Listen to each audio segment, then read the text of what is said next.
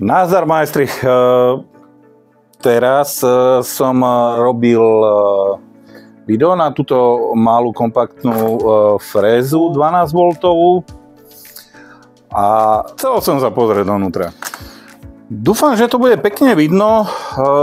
Budem sa to snažiť aj trošku ešte viac prisvetľovať. Najviac sa mi ľúbi na túto hlavnú hriadiel, ktorá drží klieštinu s fréskou, dosť hrubou. Tak sú tu použité dve takéto veľké ložiská guličkové. Ďalšie dve guličkové ložiská sú tuto na samotnom brašle z motory. A ešte, aby to nebolo málo, tak ešte aj tu v tej základni je 5. ložisko. To vlastne slúži na jemné štelovanie výšky. Tak to je pekne uložené v ložisku.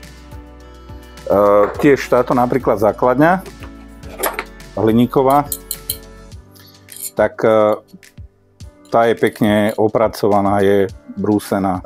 Keď som pri tej základni, tak napríklad aj táto plastová základňa je síce profilovaná, ale dosť také hrubé sú tam tie profily a ono je to tuhé.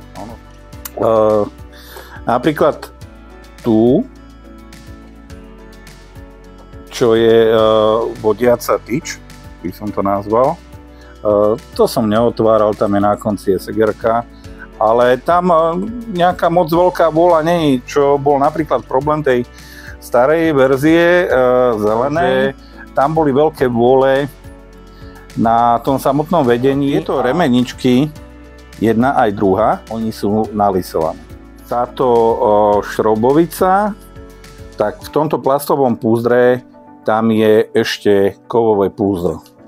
Aby tam bola nejaká tá pevnosť. Klinový remeň, to som zvedavý, koľko vydrží taký klinový remeň pri tých otáčkach. Ako chlapci sme rozoberali všelijaké hračky, autička, tak som sa chcel pozrieť do tejto fresky, jak je to robené.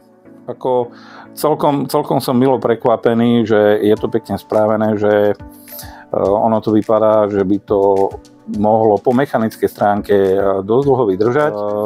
Samozrejme, brašles motor, tá elektronika, ako vydrží, to je otázne. Skúsim dať ešte takto zblízka záber.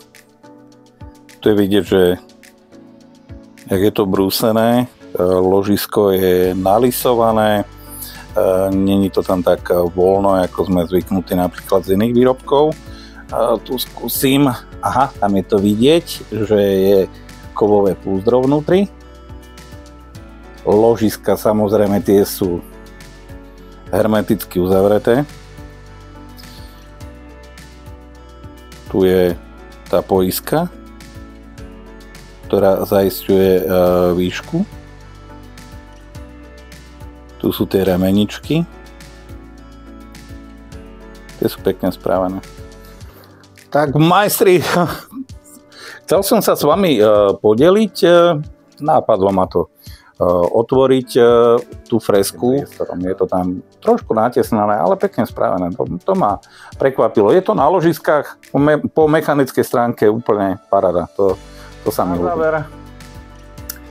Nezabudnite podporiť môj kanál lajkom, odberom, zdieľaním, prípadne cez PayPal účet, ktorý priložím dole do popisu pod video. Nakoniec dám aj nejaké fotky, ako býva zvykom. Za sledovanie ďakujem.